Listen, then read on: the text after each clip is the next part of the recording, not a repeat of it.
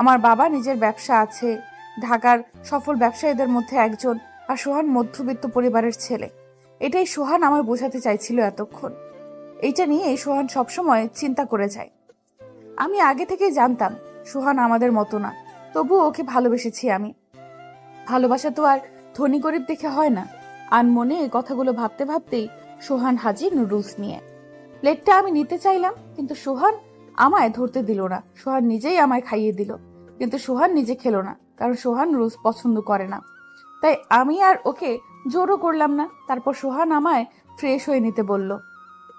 আমি আসার সময় আমার ব্যাগে একটা জামা নিয়ে আসছিলাম, ফ্রেশ হয়ে সেটাই পরে নিলাম। আমি ওয়াশরুম থেকে বের হতেই সোহান বলল, তুমি তো আজ সত্যি আর বাসায় যাবা না, তোমার কথাটাই রাখতে হলো। তুমি তো আর আমার কথা রাখবে না। তুমি দরজাটা লাগিয়ে দাও, আমি একটু বাইরে যাব। আমি ছাড়া কেউ দরজা নক করলে খুলবে না, আর আমি বাইরে থেকে লক করে যাব, তাই হয়তো কেউ নক করবেও না, আর যদিও করে খুলবে না। আমি এখনই চলে আসবো। বলেই সোহান আমার কপালে একটা চুমু দিয়ে চলে গেল। আমি দরজা লক করে দিয়ে টিভিটা একটু অন করে দেখতে বসলাম। টিভি দেখতেই হঠাৎ মনে হলো রাতের রান্না তো সোহান করেনি, তাই আমি চলে গেলাম রান্নাঘরে। গিয়ে ভাবতে লাগলাম কি রান্না করা যায়। সোহান খিচুড়ি খেতে খুব পছন্দ করে, তাই ঠিক করলাম খিচুড়ি রান্না করব। ঝটপট ফোন নিয়ে ইউটিউবে গেলাম, খিচুড়ি রান্না করার রেসিপি দেখতে লাগলাম। তারপর যা যা লাগবে সব হাতের কাছে রাখলাম, ইউটিউব দেখে রান্না করতে শুরু করলাম। হঠাৎ করে গাজর কাটতে গিয়ে হাতটা কেটে গেল। যেখানে কেটে গেছে সেখানে খুব জ্বালা করছিল, তবুও নিজের ভালোবাসার মানুষটার জন্য হাত কেটে হাত পুড়িয়ে রান্নাটা করেই ফেললাম। আমার খিচুড়ি রান্না করা শেষ হয়ে গেল, কিন্তু এখনো সোহান আসছে না। সেই 7টার সময় বের হয়ে গেছে, এখন 8:30 বাজে, এখনো আসছে না। এখন একটু একটু ভয় করছে। সোহানকে ফোন দিলাম, কোথায় তুমি? এখনো আসছো না কেন? আমায় একা রেখে গেছো, মনে নেই তোমার? আমার ভয় করছে তো একা একা থাকতে, বলেই কেঁদে ফেললাম। আরে আরে, কাঁদছো কেন? কেঁদো না, আমি চলে আসছি তো। তুমি দরজাটা খুলে দেখো, আমি চলে আসছি। আমি আর কিছু না, সোজা দরজার সামনে গিয়ে দরজাটা খুললাম। সত্যি সত্যি সোহান চলে আসছে। আমায় কাঁদতে দেখে সোহান আমায় তার বুকে টেনে নেয়। পাগলি, কাঁদছো কেন? এইটুকুতে কাঁদতে হয় নাকি? আমি তো আটকে গিয়েছিলাম একটা বন্ধুর সাথে দেখা হয়ে যাওয়াতে। আমি তো আর ওকে বলতে পারবো না যে আমি আমার বউকে বাসায় একা রেখে গেছি, কারণ ওরা তো আর জানে যে আজ আমি বিয়ে করেছি আর বউ আমার বাসায়। আর কখনো আমায় একা রেখে যাবে না, বলে দিলাম। এবার চলো রান্নাঘরে, আমি আজ খিচুড়ি রান্না করেছি, চলো দেখবে। তুমি খিচুড়ি রান্না করেছো? তুমি তো রান্না করতে পারো না, তাহলে কেমনে রান্না করলে? কোন রেস্টুরেন্ট থেকে আনিয়েছো বলো তো? কোনো রেস্টুরেন্ট থেকে আনাইনি, সত্যি বলছি আমি রান্না করেছি। আর রান্না করতে গিয়ে আমার হাতটাও কেটে গেছে, দেখো। আমার হাত কেটে গেছে শোনাতে সোহান রেগে গেল। রেগে আমায় বকতে শুরু করলো যে কেন আমি রান্না করতে গেছি, কেন রান্না করলাম। আর দেখলো যে আমি এখনো হাতে ব্যান্ডেজ করিনি, সেটা দেখে যেন আরো রেগে গেল। বকতে বকতে আমার হাতে সোহান ব্যান্ডেজ করে দিল, আর বলল আমি যেন আর পাকনামো করে রান্না করতে না যাই। পরে সোহান ফ্রেশ হতে গেলে আমি রান্নাঘরে গিয়ে দুজনের জন্য এক প্লেটে খিচুড়ি নিয়ে আসলাম। আমি নিজের হাতে ওকে খাইয়ে দিতে লাগলাম। সোহান খাচ্ছে, কিন্তু একবারও আমায় খেতে বলছে না। আমিও কিছু বললাম না। সোহান খাবার শেষ করে উঠে পানি খেতে চলে গেল, আর আমিও হাত ধুয়ে এসে ওর পাশে বসলাম আর বললাম, কেমন হয়েছে? কিছু বললে না তো, আর আমাকে তো খেতে বললে না। আমার কি খিদে পায়নি? খাইয়েও দিবে না আমায়? আমার কিন্তু অনেক খিদা পেয়েছে। ভালো হয়েছে তো, দাঁড়াও আমি নিয়ে আসছি। তুমি উঠবে না কিন্তু এখান থেকে, চুপচাপ বসে থাকো। প্রায় 15 মিনিট পর সোহান আসলো খাবার নিয়ে, কিন্তু খিচুড়ি না, বিরিয়ানি। বিরিয়ানি দেখে আমি ওকে জিজ্ঞেস করলাম, বিরিয়ানি কেন, খিচুড়ি কোথায়? আর তুমি বিরিয়ানি কখন আনলে? আমি তো দেখিনি। আমি বিরিয়ানি খাবো না, আগে খিচুড়ি খাবো। না, তুমি এটাই খাবে। আমি এইটা নিয়ে আসছি। ভাবছি রাতে রান্না করব না, কিন্তু এসে দেখি তুমি রান্না করে ফেলছো, তাই আর কিছু বলিনি।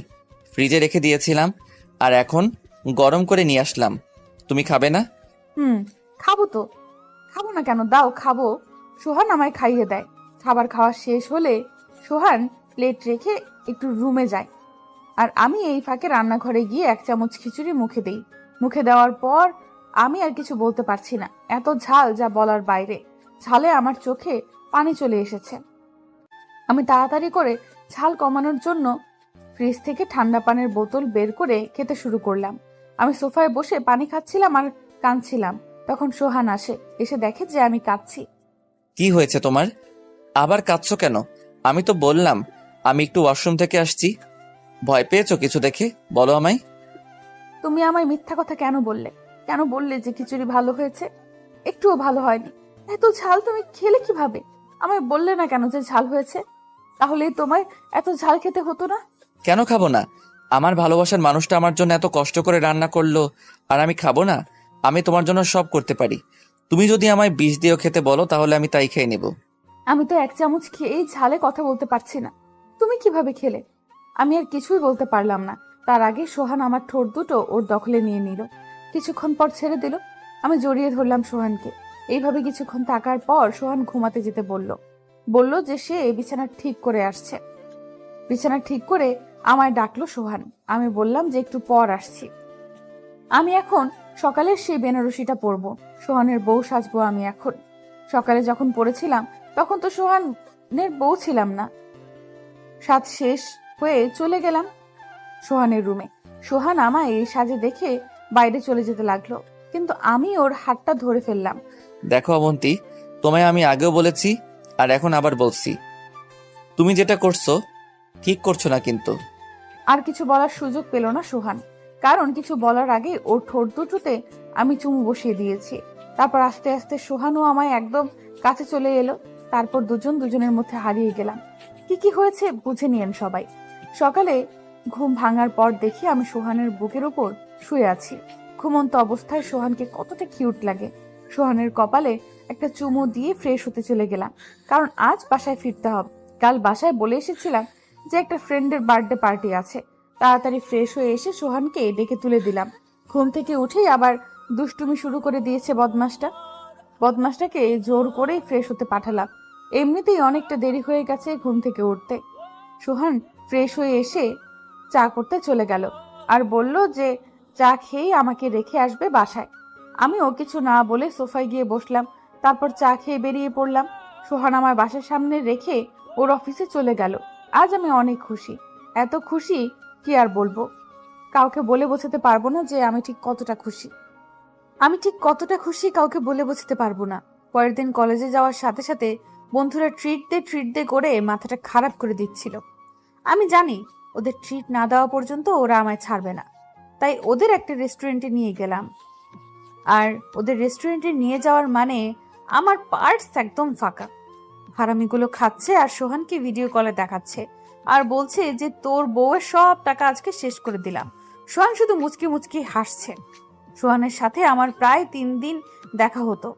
মাঝে মাঝে আমরা ঘুরতেও যেতাম। এইভাবেই ভালোই ভালোই কাটছিল আমাদের দিনগুলো। আমাদের ফাইনাল পরীক্ষা শেষ হলো আজ। আমি বাসায় গিয়ে দেখি বাসায় অনেক লোক। বাবার এক বন্ধু আসছে, তার সাথে তার স্ত্রী আর ছেলে মেয়ে। আমি 2-1 বার দেখেছিলাম বাবার বন্ধুকে, তাই চিনতে পারলাম। আমি একটু কথা বলে ভেতরে চলে গেলাম। আমি ফ্রেশ হয়ে ড্রেস পাল্টে ছাদে যাব, সে সময় আমার ভাইয়া এসে বাইরের রুমে আসতে বলে। আমি জিজ্ঞেস করলাম কেন যাব, কিন্তু ভাইয়া কিছু না বলে চলে গেল। আমরা এক বোন এক ভাই। ভাইয়া আমার বড়। ভাইয়া বাবার সাথেই ব্যবসা সামলায় পড়াশোনা শেষ করে। আমি আর কিছু না ভেবে চলে গেলাম। বাবার পাশে সোফায় বসলাম। বাবার বন্ধুর স্ত্রী আমায় এটা ওটা অনেক কিছু জিজ্ঞেস করছে। আমিও ভালোভাবেই কথা বলছি। তারপর ওরা আমায় চলে আসতে বলল। চলে এলাম আমি। এসে সোহানের সাথে একটু কথা বলে ঘুমিয়ে পড়লাম। শরীরটা ভালো লাগছে না তাই। রাতে সবাই একসাথে খেতে বসেছি। খাবার সময় বাবা বলল আজ তার যে বন্ধু এসেছিল তার ছেলের সাথে নাকি আমার বিয়ে ঠিক করে ফেলেছে। কথাটা শুনেই প্রচুর রাগ হলো আমার। রেগে বাবাকে বললাম, বিয়ে ঠিক করেছো মানেটা কি? তোমরা আমার বিয়ে ঠিক করে ফেললে আর আমায় একবারও বললে না, একবারও জানতে চাইলে না যে আমি এই বিয়েতে মত আছে কি নেই, আমি এই ছেলেকে বিয়ে করতে চাই নাকি না। আমার মতামতের কি কোনো দাম নেই তোমাদের কাছে? আমি এইভাবে কথা বলাতে বাবা আর ভাইয়া অনেক রেগে গেল, কিন্তু ভাইয়া তার কথাটা প্রকাশ করলো না। ভাইয়াকে দেখে মনে হলো ভাইয়া আগে থেকে জানতো এমন কিছুই হবে। ভাইয়া কিছু না বললেও বাবার আগে বলে উঠলো, এইভাবে কথা বলতে শিখলে কবে থেকে? আর আমি ওকে ছাড়া অন্য কাউকে বিয়ে করতে পারবো না। আর তাছাড়া আমার বিয়ে হয়ে গেছে। বিয়ে হয়ে গেছে মানে? কাকে বিয়ে করেছো তুমি? তুমি এইভাবে যাকে তাকে বিয়ে করে ফেলতে পারো না। আমাদের সমাজে আমাদের একটা সম্মান আছে সমাজে। আমি যাকে তাকে বিয়ে করিনি বাবা। আমি যাকে ভালোবাসি তাকেই বিয়ে করেছি আমি। আর আমি ওর সঙ্গেই থাকবো। ওকে ছাড়া আমি মরে যাব। বাবা আমায় মারতে আসবে ঠিক তখনই ভাইয়া বাবার হাত ধরে ফেলে আর বাবাকে শান্ত হতে বলে। তারপর ভাইয়া বাবাকে অনেক বোঝায় যেন আমি যাকে ভালোবাসি তাকে মেনে নেয়। আমি জানতাম আর কেউ আমায় না বুঝলেও আমার ভাইয়া আমায় বুঝবে। আমার ভাইয়া আমায় অনেক ভালোবাসে। ভাইয়া আমায় বলে যে আমি যাকে ভালোবাসি তার নাম ঠিকানা সব দিতে। ভাইয়া নাকি খোঁজ নিয়ে দেখতে চায় কেমন ছেলে পছন্দ করেছি আমি। আমিও সোহানের ঠিকানাটা দিয়ে দিলাম। বাবা আর কিছু বলল না, শুধু ভাইয়াকে বলল যা ভালো হয় সেটা করতে। আমিও আর কথা না বাড়িয়ে চলে আসলাম। এসে সোহানকে ফোন করে সবটা বলে দিলাম যে আমি বাড়িতে সবাইকে সবটা বলে দিয়েছি। সবটা শুনে সোহান খুবই চিন্তায় পড়ে গেছে বলে মনে হলো আমার। দুপুরে খাবার টেবিলে সবাই বসে খাবার খাচ্ছিলাম, সে সময় ভাইয়া বলল যে সোহানকে আজকে রাতে বাসায় আসতে বলিস, কথা আছে। আমি সব খোঁজ নিয়েছি, ওকে আসতে বলিস, ওর সাথে সব কথা সেরে ফেলবো। ভাইয়ার কথাতে বাবাও সায় দিল, বলল যে আসতে বলো রাতে। আমি বললাম যে ভাইয়া আমি আসতে বলবো। বলেই আমি চলে এলাম রুমে এসে সোহানকে ফোন দিয়ে বললাম আজ রাতে আমাদের বাসায় আসতে। সোহানও রাজি হয়ে গেল, বলল যে আসবে। রাত 8টার দিকে সোহান আসলো আমাদের বাসায়। সবাই বসে আছে, আমাকেও ভাইয়া আসতে বলেছে। আমি তো মহা খুশি যে সবাই সোহানকে মেনে নেবে। বাবা সোহানকে জিজ্ঞেস করলো যে সোহান কি করে, কোন কোম্পানিতে চাকরি, বাসায় কে কে আছে, অনেক কিছু জিজ্ঞেস করলো বাবা আর ভাইয়া। তারপর ভাইয়া বলল সোহান, তুমি তো বোনকে ভালোবাসো, আর বোন বলল তোমার নাকি কি বিয়ে করে নিয়েছো। আমরা ঠিক করেছি তোমরা দুজন যখন দুজনকে ভালোবাসো তখন তোমাদের বিয়েটা সবাইকে জানিয়ে ধুমধাম করে দেবো। কি বলো সোহান? কি বলছেন আপনারা এসব? কে ভালোবাসে অবন্তীকে? আমি অবন্তীকে ভালোবাসি না, আর ওকে আমি বিয়েও করিনি। আমি তোকে ভালোই বাসি না, তাহলে বিয়ে করতে যাব কেন? ভাইয়ের কথা শুনে অনেক খুশি হয়েছিলাম। অবশেষে সময়ে আমাদের সম্পর্কটা মেনে নিয়েছে ভেবে। কিন্তু ভাইয়ার কথার উত্তরে সোহানের কথা শুনে আমি পুরাই হতভম্ব হয়ে গেছি। সোহানের এই কথার জন্য আমি একদমই তৈরি ছিলাম না। আমি কখনো ভাবি নাই সোহান এই কথা বলবে। আমার মনে হচ্ছে আমার পায়ের নিচ থেকে মাটি সরে গেছে। মানে তুমি আমার বোনকে ভালোবাসো না? আমার বোন তো তোমায় ভালোবাসে, আর বোন তো বললো যে তোমরা বিয়ে করেছো। কিসের বিয়ে ভাইয়া? আমি ওকে কেন বিয়ে করতে যাব? আমি তো অন্য কাউকে ভালোবাসি, আর ওকেই বিয়ে করব। আমি অবন্তীকে কখনোই ভালোবাসিনি। অবন্তী আমার বন্ধু ছাড়া আর কিছুই না। কি বলতে চাইছো? কি বলতে চাইতেছো তুমি? তুমি কোন দিন আমার বোনকে ভালোবাসোনি? তুমি অন্য কাউকে ভালোবাসলে তাহলে আমার বোনকে কেন তোমার করে মিথ্যা কথা বলতে যাবে? তুমি ওকে ভালোবাসো? আমি সত্যি বলছি, আমি কোনোদিন আপনার বোনকে ভালোবাসিনি। অবন্তীর আমার প্রতি ভালোবাসাটা শুধু একতরফা ছিল। শুধু অবন্তী আমায় ভালোবাসতো, আমি কখনোই বাসিনি। আমি ওকে অনেকবার বোঝাতে চেয়েছি যে আমি ওকে ভালোবাসি না, কিন্তু ও সেটা বুঝেনি। আমি সত্যি অন্যজনকে ভালোবাসি, আর তার সাথে আমার বিয়েও ঠিক হয়ে গেছে কয়েকদিন আগে। এতক্ষণ সোহানের কথাগুলো শুনে চোখ দিয়ে এমনি এমনি পানি পড়ছিল, কিন্তু এবার আর সহ্য করতে পারলাম না। সোহানের সামনে গিয়ে ওর গালে ঠাস করে থাপ্পড় বসিয়ে দিলাম। কি বলছিস তুই? আমি একা তোকে ভালোবেসে গেছি? আমার ভালোবাসাটা কি একতরফা ছিল? তুই কখনো আমায় ভালোবাসিসনি। তুই যদি আমায় ভালোই না বাসিস তাহলে বিয়ে কেন করেছিলি তুই আমায়? বল কেন করেছিলি? এতক্ষণ কথাগুলো সোহানের কলার ধরে রেগে রেগে বললাম। আমি আর পারছি না নিজেকে সামলাতে। কলার ছাড়ো অবন্তী, তুই তোকারি করছো কেন? আর আমি যা বলেছি ঠিকই বলেছি। আমি কখনোই তোমাকে ভালোবাসিনি, আমি কখনোই তোমায় ভালোবাসিনি। আর তোমায় বিয়ে করারও প্রশ্ন আসে না। কি? তুই আমায় বিয়ে করিসনি? তুই সেদিন কাজী অফিসে এসে বন্ধুদের সামনে আমায় বিয়ে করিসনি? না, আমি বিয়ে করিনি। আর যদি বিয়ে করেই থাকি তাহলে প্রমাণ করো যে আমি তোমাকে বিয়ে করেছি। পারবে সবার সামনে প্রমাণ করতে যে আমি তোমার বিয়ে করেছি? বিয়ে করলে তো কিছু কাগজ থাকবে, কাবিননামা থাকবে, দেখাও দেখি। আমি বুঝতে পারছি না কি বলবো। কোনো কাগজই আমার কাছে নেই, সব কাগজ তো সোহানের কাছে। সোহান অনেকবার বলেছিল আমায় কাগজগুলো রাখতে, কিন্তু আমি রাখিনি। আমার ভাবনার মাঝেই সোহান আবার বলল, কি হলো মিস অবন্তী? প্রমাণ করো যে আমি তোমায় বিয়ে করেছি। তুমি আজ যদি কোনো প্রমাণ দিতে পারো যে আমি তোমায় বিয়ে করেছি, তাহলে আমি স্বীকার করে নেব যে আমি মিথ্যা কথা বলেছি, আর তোমার পা ধরে ক্ষমাও চেয়ে নিব। আমি সোহানের কথার কোনো উত্তর দিতে পারছি না। কি বলবো আমি? যাকে আমি আমার নিজের থেকেও বেশি ভালোবাসতাম, সেই কিনা আমায় এইভাবে ঠকিয়ে দিল। এক নিমেষেই সব সম্পর্ক অস্বীকার করে দিল। আমি কিছু বলছি না দেখে আমার ভাইয়া ধমক দিয়ে বলে উঠল, কিরে অবন্তী, কোনো কথা বলছিস না কেন? বিয়ের কোনো একটা কাগজ তো আছে তোর কাছে, নিয়ে আয়, দেখা সবাইকে। অবন্তী কিছু বলছি তোকে। আমার কাছে কোনো কাগজ নেই ভাইয়া, আমি কিভাবে দেখাবো তোমাদের কাগজ? কাগজ তো না থাকারই কথা, কারণ ওকে আমি কোনোদিন বিয়েই করিনি। আপনার বোনের মেন্টাল প্রবলেম আছে, সেই জন্যই যে ঘটনাটা কোনোদিন ঘটেইনি সেটা সত্যি ভেবে বসে আছে। ওকে ভালো ডক্টর দেখান। আশা করি আপনাদের আর কিছুই বলার নেই। এবার তাহলে আমি আসি। বলে সোহান চলে গেল। আমার সাথে এতক্ষণ কি হলো আমি কিছুই বুঝতে পারছি না, কোনো কথাও বলতে পারছি না। মনে হচ্ছে যেন আমার শরীর থেকে প্রাণটা বের হয়ে গেছে। এতক্ষণ বাবা কোনো কথা না বললেও এবার বলল। এই ছেলের জন্য তুমি সেদিন তোমার বাবার সাথে খারাপ ব্যবহার করেছিলে। এই ছেলেকে তুমি ভালোবাসো, যে কিনা সবার সামনে তোমায় অস্বীকার করে চলে গেল। আমার ভাবতেও খারাপ লাগছে যে তুমি আমার মেয়ে হয়ে এমন একটা ছেলেকে, ছি। বাবার কথা শুনে আমি ফ্লোরে বসে সোহান বলে চিৎকার করে উঠলাম। তারপর কি হলো বুঝতে পারলাম না। জ্ঞান ফেরার পর দেখলাম আমি আমার রুমে আর আমার মা আমার মাথার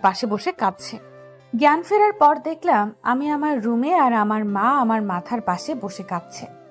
ভাইয়া পাশে দাঁড়িয়ে আছে, বাবাও রুমেই আছে, কেউ কিছু বলছে না, সবাই একদম চুপচাপ।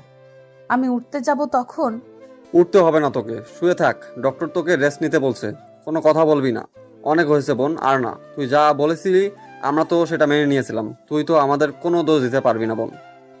আমি কিছু বলতে যাব তখনই বাবা আমায় চুপ করিয়ে দিয়ে বলল যে অয়ন, তোমার বোনকে বলো ওই ছেলেকে ভুলে যেতে। সমাজে আমাদেরও একটা সম্মান আছে, এটা তোমার বোন ভুলে যাচ্ছে। তোমার বোনের জন্য আমি ওই ছেলেটাকেও মেনে নিয়েছিলাম, কিন্তু ওই ছেলেটা তো আমাদের সবার সামনে বলে গেল যে ও কখনোই ওকে ভালোবাসেনি। এখন আমি যা বলবো তোমার বোনকে তাই শুনতে হবে। কথাগুলো বলে বাবা আর দাঁড়ালো না, হন করে বেরিয়ে গেল আমার রুম থেকে। আমার চোখ থেকে অনবরত পানি পড়েই যাচ্ছে। বাবা চলে গেলে ভাইয়া আমার কাছে বসলো। দেখ বোন, তুই চেয়েছিলি যেন আমরা তোর ভালোবাসার মানুষকে মেনে নিই। আমরা তো মেনে নিয়েছিলাম বল। সে জন্যই ওকে আজকে আসতে বলেছিলাম, কিন্তু ছেলেটা যা বলে গেল তাতে তো মনে হচ্ছে ছেলেটা তোকে ভালোবাসেনি। ছেলেটা তোকে ঠকিয়েছে বোন। কিন্তু ভাইয়া, আমি ওকে ভালোবাসি, এখনো ভালোবাসি সোহানকে। ভাইয়া তুই বিশ্বাস কর, সোহানও আমায় ভালোবাসে। ভালোবাসে? তাহলে সবার সামনে তোকে এইভাবে ছোট করে কেন করলো? ভালোই যখন বাসে তাহলে কেন বললো না যে তোকে ভালোবাসে? কেন বললো যে তোকে কখনো ভালোবাসেনি? কেন বল? দেখ বোন, এখন বাবা যেটা বলবে সেটাই হবে, মেনে নে প্লিজ। আমি আর বাবা তো তোর কোনো খারাপ চাইবো না। ভাইয়া চলে গেল। আমি কি করব, কি ভাববো কিচ্ছু বুঝছি না। সোহান কেন আমার সাথে এমন করলো আমি সত্যিই বুঝতে পারছি না। বাসায় আসার আগে পর্যন্ত তো ভালোই ছিল, তাহলে হঠাৎ করে কি হলো ওর? কেন বলল যে আমায় ও ভালোবাসে না, বিয়ে করেনি আমায়? কেন বলল? কেন? যাকে এতটা ভালোবাসলাম সেই আজ আমায় বলে গেল আমার নাকি মেন্টাল প্রবলেম আছে। কেন এমন করলো সোহান আমার সাথে? এগুলো ভেবে ভেবে কাঁদতে কাঁদতে কখন যেন ঘুমিয়ে পড়লাম। সকালে উঠে সোহানকে ফোন করলাম, কিন্তু আমার ফোনটা ধরলো না। সারাদিন ফোন করেই গেলাম, কিন্তু তবুও ধরলো না। শিলার কাছে কল করলাম, কিন্তু বন্ধ বলল। রাতে আবার কল করলাম সোহানকে, কিন্তু বন্ধ। সোহান আর আমার সাথে কথা বলেনি। অনেকভাবে সোহানের সাথে একটু কথা বলার চেষ্টা করেছি, কিন্তু পারছি না। আমার বান্ধবী তানিশাকে বললাম সবটা। তানিশাও চেষ্টা করছে, কিন্তু কোনোভাবেই সোহানকে পাচ্ছে না। 5 দিন কেটে গেল, কিন্তু সোহানের সাথে কথা বলতে পারছি না। আমার সোহানের সাথে কথা বলতেই হবে, যে করেই হোক। কয়েকদিন থেকে ঠিকমতো খাচ্ছি না, রুমের বাইরে বের হই না। আজ সকালেও খাইনি। দুপুরে মা খাবার দিয়ে গেছে, মা খাইয়ে দিতে চেয়েছিল, আমি না করাতে দেয়নি। শরীরটা কেমন জানি খারাপ লাগছে কয়েকদিন থেকে। ভাবলাম ঠিকমতো খাবার না খাওয়ার জন্য হয়তো এমন লাগছে। খাবারের প্লেটটা নিয়ে 2-1 বার মুখে দেওয়ার পর আর খেতে পারলাম না। বমি চলে আসাতে দৌড়ে ওয়াশরুমে চলে গেলাম। 2-3 দিন থেকেই এমন লাগছে। হঠাৎই কেমন একটা সন্দেহ হলো, তাই সাথে সাথেই তানিশাকে বললাম আমার বাসায় আসতে, আর আসার সময় প্রেগন্যান্সি টেস্ট করার জন্য প্রেগানিউস নিয়ে আসতে। আমার কথা শুনে অনেকটা অবাক হয়ে গেছিল তানিশা। কিছুক্ষণ পরে তানিশা আসলো, এসে আমায় কিটটা দিল আর জিজ্ঞেস করলো আমার কি হয়েছে, আমি কি চিন্তা করছি, আর কেনই বা কিটটা আনতে বললাম। তারপর আমি ওকে সবটা বললাম। ও সব শুনে একটু রেগে গেল সোহানের উপর। আর বলল সোহানের সাথে ও আমায় দেখা করাবেই 2-1 দিনের মধ্যে, যে করেই হোক। পরের দিন সকালে আমি টেস্টটা করেই ফেললাম। টেস্ট করে বুঝতে পারলাম যেটা ভেবেছিলাম সেটাই ঠিক, আমি সোহানের বাচ্চার মা হতে চলেছি। মনটা অদ্ভুতভাবে ভালো হয়ে গেল। তানিশাকে আমি ফোন করতে যাব তার আগেই তানিশা আমায় ফোন করে বলল যে সোহানের অফিসের ঠিকানা পেয়ে গেছে আর আজ সোহান অফিসে এসেছে, তাই আমায় যেতে বলল। আমায় নিয়ে সোহানের অফিসে যাবে। আমি তাড়াতাড়ি করে রেডি হয়ে বের হয়ে আসলাম। আজ ভাইয়া বাবা কেউ বাসায় নেই, তাই খুব খুশি, একটুও সমস্যা হয়নি বের হতে। আমি গাড়ি নিয়ে বের হলাম। তানিশা যেখানে দাঁড়িয়েছে সেখানে ড্রাইভারকে যেতে বললাম। যেতে যেতে ভাবলাম আজ খবরটা শোনার পর সোহান আর আমায় ফেরাতে পারবে না। তানিশাকে নিয়ে চলে এলাম সোহানের অফিসে। তানিশা একটা লোককে সোহানকে ডেকে দিতে বলল। আমি আর তানিশা অপেক্ষা করছি, তখন তানিশা আমায় জিজ্ঞেস করলো যে আমি টেস্ট করেছি কিনা। আমি ওকে বলে দিলাম সব। তানিশাও বলল আজ আর সোহান আমায় ফেরাতে পারবে না। একটু পরেই সোহান আসলো। সোহানকে দেখেই সোহানকে গিয়ে জড়িয়ে ধরলাম আমি। সোহানকে জড়িয়ে ধরতেই সোহান আমায় ধাক্কা দিয়ে সরিয়ে দিল আর বলল, কি করছো কি এসব তুমি? এটা একটা অফিস, এখানে আমার একটা সম্মান আছে। আর তুমি এখানে কেন এসেছো? এমন কেন করছো তুমি আমার সাথে? আমি কি কোনো ভুল করেছি? বলো, আমি কি করেছি যার জন্য তুমি এমন করছো? তুমি আমার ফোন কেন ধরছিলে না? আর ফোন অফ করে কেন রেখেছো? কেন করছি বুঝতে পারছো না? আমি তোমায় আর সহ্য করতে পারছি না। তুমি প্লিজ এখান থেকে চলে যাও। আমায় আর বিরক্ত করো না প্লিজ। আমি তোমায় ভালোবাসি সোহান, অনেক ভালোবাসি। আর আমরা তো একসাথেই থাকবো বলে বিয়ে করেছি সোহান। আমি জানি তুমিও আমায় ভালোবাসো। না, আমি ভালোবাসি না তোমায়। আর কতবার বলবো বলো তো এক কথা? তোমায় কোনোদিন ভালোবাসিনি আমি। আমি অন্যজনকে ভালোবাসি, তোমায় না। আর আমি তোমায় কখনো বিয়ে করিনি। আর যদি করেও থাকি সেটা তোমার চাপে পড়ে। আমি তোমায় সত্যি ভালোবাসি না। প্লিজ আমায় একটু শান্তিতে থাকতে দাও। আমি সোহানের যাব, তখনই সোহান আবার আমায় ধাক্কা দিয়ে সরিয়ে দেয়। সোহান ধাক্কা দেওয়াতে আমি তাল সামলাতে না পেরে পড়ে গেলাম। তানিশা আমায় তাড়াহুড়ো করে তুলে নিল আর সোহানকে বলল, তুই কি রে সোহান, এত তাড়াতাড়ি করে কিভাবে পারিস বদলে যেতে? গিরগিটি রং বদলায় জানতাম, কিন্তু মানুষ যে এইভাবে রং বদলায় সেটা তোকে না দেখলে জানতেই পারতাম না রে। আর তুই যে ওকে ওইভাবে ধাক্কা দিয়ে ফেলে দিলি, তুই জানিস তাতে ওর কতটা ক্ষতি হতে পারতো? তুই জানিস অবন্তী এখন তোর বা। আমি আর তানিশাকে কিছু বলতে দিলাম না। সেদিন বাসায় আমায় এত অপমান করার পরেও আজ আমি এসেছিলাম ওর সাথে কথা বলে সবটা আবার আগের মতো করে নিতে, কিন্তু এখন আর কিচ্ছু ঠিক করতে চাই না। চলে আসার আগে সোহানকে বললাম, আমি শুধু তোমার কাছে ব্যবহারের বস্তু ছিলাম। তুমি সত্যি কখনোই আমায় ভালোবাসোনি। ভালোবাসলে এইভাবে এত অপমান করতে পারতে না। তোমায় আমি এত ভালোবাসলাম, আর তার বিনিময়ে তুমি আমায় কি দিলে? শুধু অপমান, আর সাথে আমায় মানসিক রোগী সাজিয়ে দিলে আমার বাবা মার কাছে। তুমি ঠিকই বলেছিলে সেদিন যে আমার ভালোবাসাটা শুধু একতরফাই ছিল, কিন্তু সেটা আমি বুঝতে পারিনি। তুমি একটা বেঈমান। তোমার মতো বেঈমানকে আমি সারা জীবন মনে রাখবো। ভালো থেকো। কথাগুলো বলে তানিশাকে নিয়ে চলে আসলাম। তানিশা আমায় বারবার জিজ্ঞেস করলো আমি কেন বাচ্চাটার কথা সোহানকে বলতে দিলাম না। আমি তানিশাকে বললাম, যে মানুষটা আমায় কখনো ভালোই বাসেনি তাকে এসব বলেই বা কি হবে বল? ও যদি আমায় ভালোবাসতো তাহলে আজই সব ঠিক করে নিত। তানিশাকে আরো বললাম ও যেন আমার প্রেগনেন্টের কথা সোহানকে বা অন্য কাউকে না বলে। তানিশা আমায় কথা দিল যে সে কাউকে বলবে না, আর বলল আমি যেন মন খারাপ না করি, কোনো উল্টাপাল্টা কাজ না করি। আমি বললাম যে ঠিক আছে। আমি তানিশাকে ওর বাসার সামনে নামিয়ে দিয়ে চলে এলাম। বাসায় এসেই সোজা রুমে গিয়ে দরজা লাগিয়ে দিলাম। খুব কষ্ট হচ্ছে, সোহান আমায় ঠকালো ভেবে।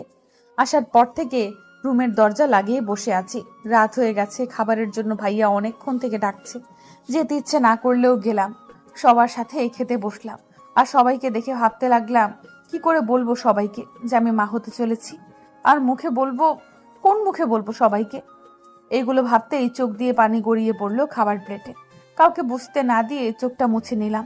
খাবার শেষ করে উঠতে যাব, তখন বাবা বলল যে, বসো অবন্তী, কিছু কথা আছে তোমার সাথে। আর কথাগুলো আজই বলতে হবে। আমি ঠিক করেছি আমার বন্ধুর ছেলের সাথে তোমার বিয়ে হবে, আর কালকে তোমাদের আর কালকে তোমাদের রেজিস্ট্রি হবে। আমি এখন যা বলবো তোমাকে তাই করতে। আমি কিছু না বলেই চলে আসলাম। আমি জানি এখন বাবাকে হাজার বললেও আমি আর আটকাতে পারবো না। আর আটকাবোই বা কি করে? যার জন্য আটকাতাম সেই মানুষটাই তো। কিন্তু আমি অন্য কাউকে বিয়ে করতে পারবো না। আর আমি আমার বাচ্চাটাকেও হারাতে পারবো না। বাচ্চাটার তো কোনো দোষ নেই, তাহলে সে কেন কষ্ট পাবে? কিন্তু আমি অন্য কাউকে বিয়ে করতে পারবো না। আর আমি আমার বাচ্চাটাকেও হারাতে পারবো না। বাচ্চাটার তো কোনো দোষ নেই, তাহলে সে কেন কষ্ট পাবে? কিন্তু আমি এখন কি করব? কাকে বলবো আমি? বাবা মাকে বললে তারা আমার বাচ্চাকে মেরে ফেলবে, কিছুতেই বাঁচতে দেবে না ছোট প্রাণটাকে। একটা বেইমানের জন্য আমি আমার বাচ্চাকে শাস্তি দিতে পারি না। কাল বিয়েটা এবার কি করে আটকাবো আমি? আমি আর কিছু ভাবতে পারছি না। নিজেকে খুব অসহায় মনে হচ্ছে। ব্যালকনিতে বসে বসে ভাবতে লাগলাম কি করব আমি। ভাবতে ভাবতেই রাত পেরিয়ে ভোরের আলো ফুটে উঠেছে। মসজিদে মুয়াজ্জিনরা আজান দিচ্ছে।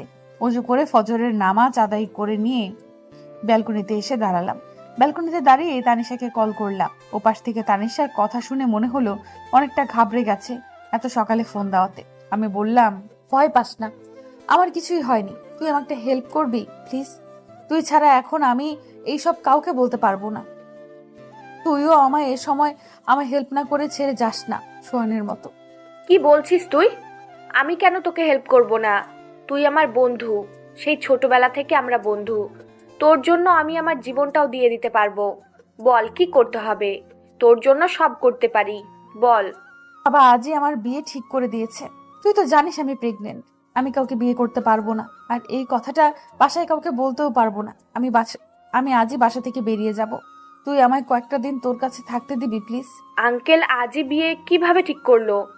আর তুই আমার কাছে তোর যতদিন ইচ্ছে থাকতে পারিস, আমার কোনো প্রবলেম নেই। তুই চলে আয় আমার কাছে। না, আমি বেশি দিন থাকবো না তোর কাছে। আমি কয়েকদিন পরেই লন্ডন চলে যাব। তুই তো জানিস আমার পড়াশোনা করার জন্য লন্ডন যাওয়ার কথা। সেখানেই যাব, আর ওখানে গিয়েই আমি আমার বাচ্চাকে বড় করব। ওকে, তুই তোর যাবতীয় কাগজ নিয়ে রেডি হয়ে থাক। আমি আসছি গাড়ি নিয়ে। তোকে একা আসতে হবে না। আর এত সকালে তুই কোনো গাড়িও পাবি না। তাই তুই তোদের বাসা থেকে বের হয়ে একটু দূরে কোথাও দাঁড়া। আমি আসছি। আমি ফোনটা রেখে আমার সব প্রয়োজনীয় কাগজ আর কয়েকটি কাপড় নিয়ে টাকা নিয়ে বের হয়ে আসলাম। আর আসার আগে একটা চিঠি লিখলাম। বাবা, আমায় ক্ষমা করে দিও। আমি পারলাম না তোমার সম্মানটা রাখতে। আমি তোমার বন্ধুর ছেলেকে বিয়ে করতে পারবো না, কারণ আমি প্রেগনেন্ট বাবা। আর এই কথাটা আমি তোমাদের বলতে পারিনি, কাকেও বলতে পারিনি রে ভাইয়া, তোকেও বলতে পারিনি রে ভাইয়া। আমি বাচ্চাটাকে মেরে ফেলতে পারবো না, তাই চলে গেলাম তোদের ছেড়ে। কোথায় যাব তা জানি না। আমায় তোমরা ক্ষমা করে দিও। চিঠিটুকু লিখে রেখেই চলে আসলাম। আমি চিঠিটা পাওয়ার পর মা খুব কাঁদবে, বাবা আর ভাইয়াও কষ্ট পাবে অনেক। একটু হেঁটে আসতে দেখি তানিশা গাড়ি নিয়ে আসছে। আমি গাড়িতে উঠে বসলাম। তানিশা যেতে বলল যে, শোন অবন্তী, তোকে আমি আমার বাসায় নিয়ে যাব না। কারণ তোকে বাসায় না পেয়ে তোর বাসার লোক প্রথম আমার বাসায়ই আসবে তোকে খুঁজতে। তোকে আমি আমার বিএফের বোনের বাসায় রেখে আসবো। আর তুই নিশ্চিন্তে থাকতে পারিস ওখানে। আমার বিএফের বোন আমাদের সাথেই পড়ে, আর সেও লন্ডন যাবে। আমার বিএফের সাথে সব কথা হয়ে গেছে। ও তোদের দুজনকে একই ফ্লাইটে যাওয়ার আর একসাথেই থাকার ব্যবস্থা করে দিবে। তুই ভাবিস না। আমার কিছু বলার ভাষা নেই। তানিশা আমার জন্য এত কিছু করছে ভেবেই কান্না পেয়ে যাচ্ছে। অনেক ভাগ্য লাগে এমন একটা বন্ধু পেতে গেলে। তানিশা আমায় ওর বিএফের বোনের বাসায় রেখেই চলে গেল, কারণ তানিশা বাসার কাউকে কিছু না বলেই চলে আসছে। তানিশা যাওয়ার সময় বলে গেল যে আবার আসবে সে, বলে জড়িয়ে ধরে বাই বলে তাড়াতাড়ি করে চলে গেল। তানিশা আমায় যার বাসায় রেখে গেল তার নাম সোহা। সোহা আমায় একটা রুমে নিয়ে গেল আর বলল ফ্রেশ হয়ে একটু ঘুমাতে। খুব খারাপ লাগছে এই ভাবতেই চলে আসাতে। খুব খারাপ লাগছে এভাবে চলে আসাতে। এতক্ষণ তো বাবা মা ভাইয়া সবটা জেনে গেছে যে আমি চলে এসেছি। হয়তো আমার ফোনে অনেক কলও করছে, কিন্তু আমি তো সিমটা ফেলে দিয়েছি। বাবা মা এখন কেমন আছে কে জানে। ঘুমিয়ে গেছিলাম। সোহার ডাকে ঘুম ভেঙে গেল আমার। সোহা আমার জন্য খাবার এনেছে, বলেছে এর আগেও নাকি কয়েকবার এসেছে, কিন্তু আমি ঘুমিয়েছি এজন্য ডাকেনি। আমায় খাবারটা দিয়ে খেতে বলে সোহা বাইরে চলে গেল, ওর বন্ধুরা আসবে তাই। আমার খেতে ইচ্ছে করলো না বলে আর খেলাম না, খাবারটা প্লেটেই থেকে গেল। বাসা থেকে তো চলে আসলাম, এখন লন্ডন গিয়েই একা একা কোথায় কি করব ভাবতে লাগলাম। ভাবছি ওখানে গিয়ে আমার প্রথম কাজটাই হবে একটা চাকরি খোঁজা, তারপর অন্য সব।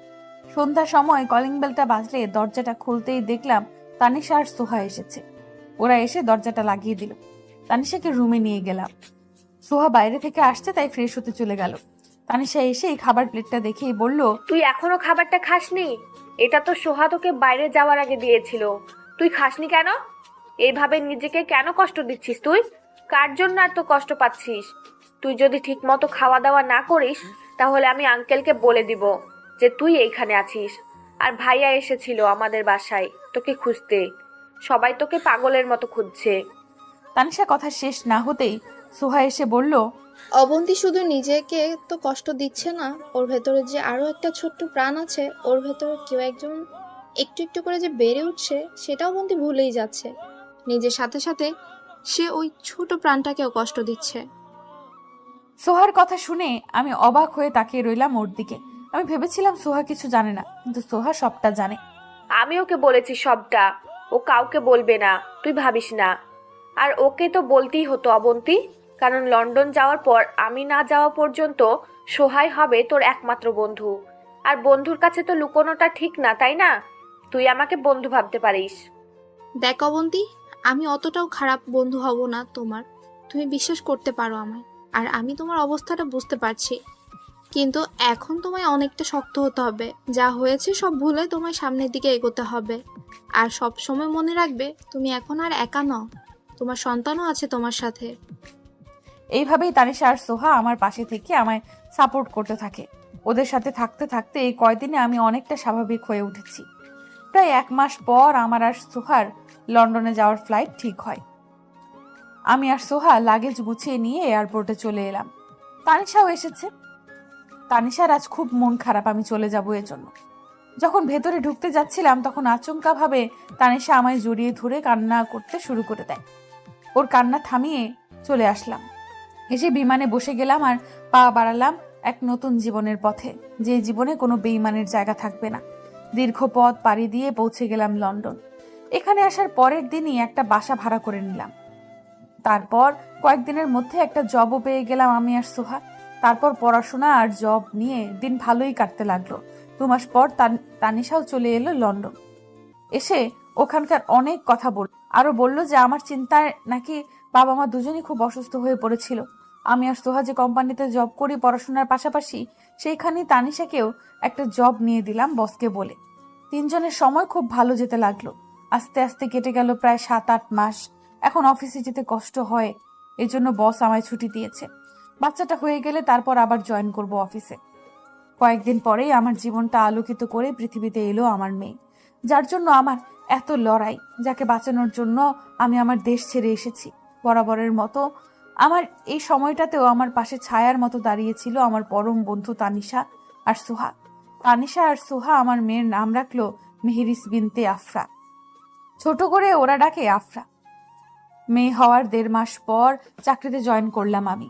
আর জয়েন করার কয়েকদিনের মধ্যেই প্রমোশনও পেয়ে গেলাম। প্রায় 5 বছর কেটে গেল আমার মেয়ে আমার জীবনে এসেছে। আমার মেয়েটা আস্তে আস্তে বড় হয়ে গেল। আমার মেয়ের এখন 6 বছর বয়স। কিছুদিন আগেই আমার মেয়ের 6 বছরে পা দেবে। এখন স্কুলে যায় আমার মেয়ে।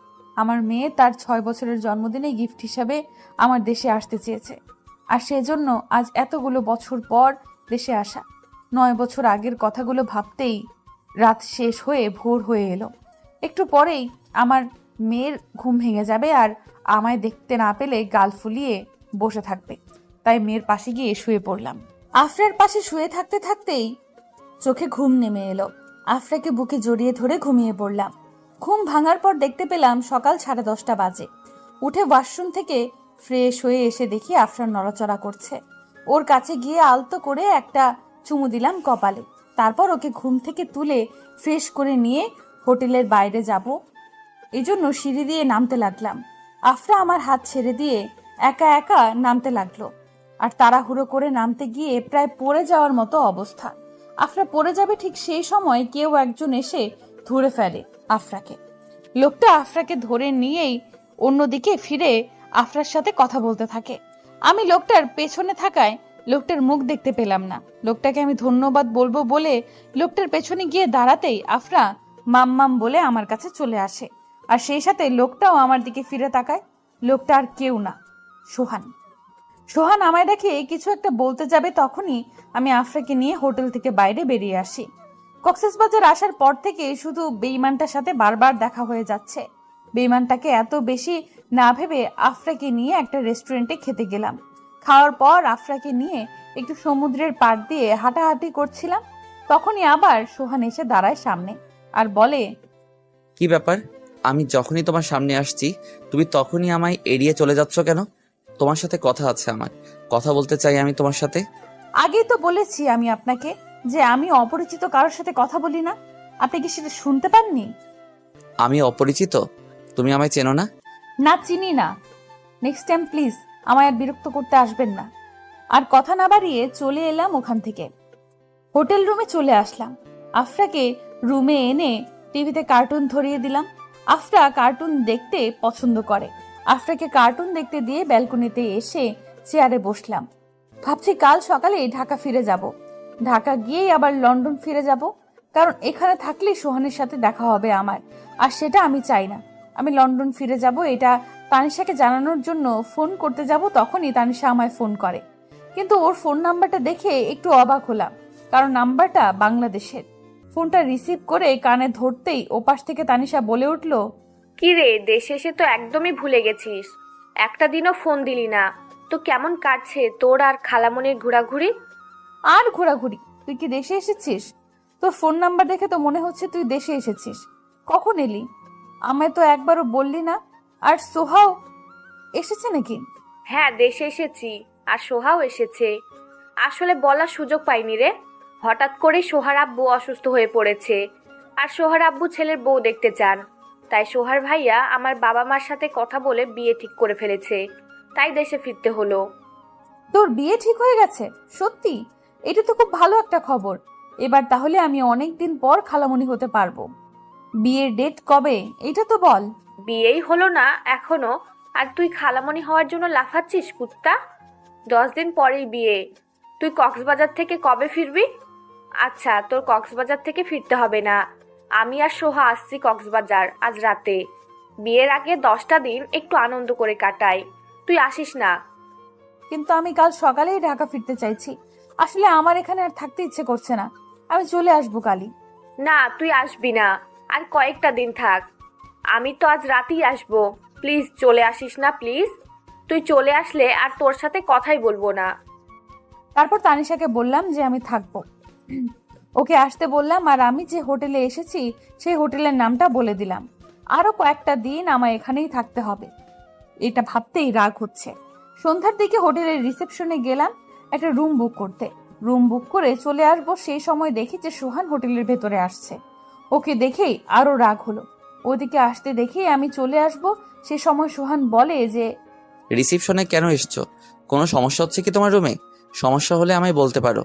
আমি কিছু বলছি না দেখে সোহান রিসেপশনের মেয়েটিকে জিজ্ঞেস করলো যে আমি কেন এসেছি। মেয়েটা বলল যে একটা রুমের বুকিং দিতে। আর একটা রুম কেন? কে আসবে? ও, আমি তো ভুলেই গিয়েছিলাম যে তোমার হাজবেন্ড আছে, সে হয়তো আসবে, তাই না? কিন্তু তার জন্য আলাদা রুম কেন বুঝলাম না। সোহানের কথা শুনে আমার শরীরটা জ্বলে যাচ্ছে। হ্যাঁ, আপনি ঠিক বলেছেন, আমার হাজবেন্ডই আসবে, সাথে তার এক বন্ধু আসবে। তাই আর আপনি কে আমায় এগুলো জিজ্ঞেস করার? আপনি আপনার সীমানাটা ভুলে যাচ্ছেন হয়তো মিস্টার সোহান। সীমার মধ্যে থাকার চেষ্টা করুন। বলেই চলে এলাম রুমে। আফরাকে একা রেখে গিয়েছিলাম রুমে আসতে আফরা বাইরে গিয়ে আইসক্রিম খাওয়ার জন্য বায়না ধরলো, তাই আবারও আমায় বাইরে আসতে হলো। আফরাকে নিয়েই বাইরে এসে আইসক্রিম কিনে আবার রুমে চলে আসলাম। আর আফরাকে বললাম যে আজ ওর খালামণি আসবে এখানে। শুনেই আফরা মহা খুশি। রাতের খাবার খেয়ে আফরা ঘুমিয়ে পড়লো। রাত প্রায় 1টা বাজে। আমি শুয়ে শুয়ে বই পড়ছিলাম, তখন ফোন দেয় তানিশা, দিয়ে বলে যে ওরা চলে এসেছে। তাই আমি রুমের দরজা লক করে রিসেপশনে চলে আসি। রিসেপশনে এসেই একবার চারপাশে ভালো করে দেখে নিলাম যে সোহান আছে কিনা। সোহানকে কোথাও দেখতে পেলাম না, হয়তো নেই এখন। আমি আসার কয়েক মিনিট পর তানিশা আর সোহা আসে। তানিশা এসেই জড়িয়ে ধরে আমায় আর বলে যে, কতদিন তোকে দেখি না অবন্তী, এতদিন তোকে অনেক অনেক মিস করেছি। আমার খালামণি কোথায়? ওকে আদর করি না কতদিন হয়ে গেল।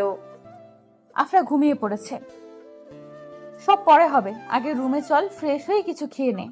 বলেই আমি রিসেপশনের মেয়েটার কাছ থেকে রুমের চাবিটা চাইলাম। মেয়েটা চাবি দিতে দিতে বলল যে, আচ্ছা ম্যাম, আপনার না হাজব্যান্ড আসার কথা ছিল, আপনি বললেন সেই জন্য তো রুম বুক করলেন, তাহলে এনারা যে? এদেরই আসার কথা ছিল, আমি এদের জন্য রুম বুক করেছি। বলেই ওদের নিয়ে চলে এলাম।